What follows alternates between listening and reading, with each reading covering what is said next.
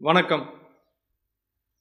முக்காலம், 3 காலங்களையும் உணர்ந்தவர்கள், சரியாக புரிந்து கொண்டவர்கள், சரியாக அணுகுபவர்கள். இவர்கள்தான் வாழ்வில் முன்னேற முடியும், வாழ்வில் மகிழ்ச்சியாக இருக்க முடியும். 3 காலங்களையும் நாம் சரியாக புரிந்து கொள்ளும்போது நம்முடைய வாழ்வு அடுத்த நிலைக்கு முன்னேறுகின்றது. இறந்த காலம் என்பது நம்முடைய அனுபவம் என்று நாம் நினைத்து கொள்ள வேண்டும். நிகழ்காலம் என்பதை நாம் வாழ்ந்து பார்க்க வேண்டும். எதிர்காலம் என்பதை நம்பிக்கையோடும் பயமற்றும் நாம் அணுக வேண்டும்.